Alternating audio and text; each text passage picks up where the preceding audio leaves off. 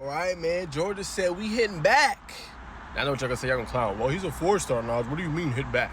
Hey, bro. Nick Abrams is a really good linebacker, man. Y'all boys is sleep.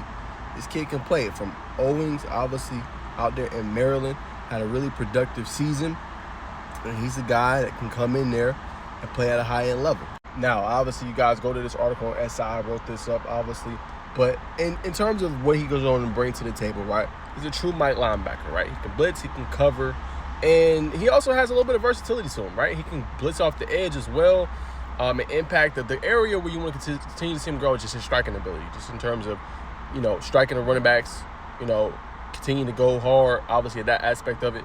But other than that, man, I mean, he could do a little bit of everything, and that's what you want if you're Georgia, and he has the potential to be a real field general, moving forward for obviously the Bulldogs, you know what I'm saying?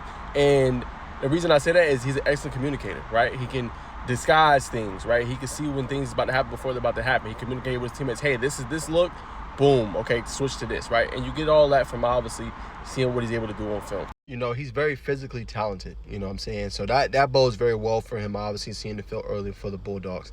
And then he's going to go play for, obviously, one of the best linebacker coaches in the country, right? And that's Glenn Schumann, right? 3 Buckets Award winners. We know he's been able to produce and get to the next level. Obviously, Jalon Walker here recently, Smile Monday, and so many more players are in the league because of him.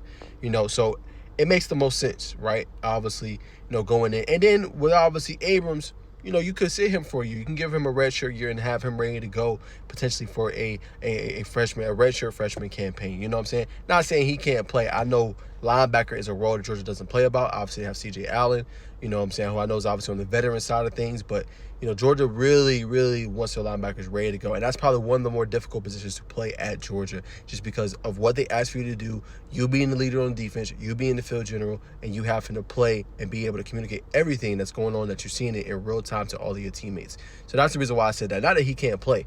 Physically, talent-wise, he can play right now. But it's going to be obviously the mental aspect of it and being able to get the speed of the game at that next level. You know what I'm saying? But really good gift for Georgia Bulldogs.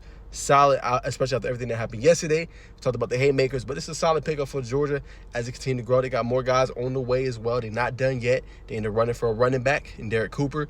Obviously in the running for Savion Hyder, right? They obviously also in the running for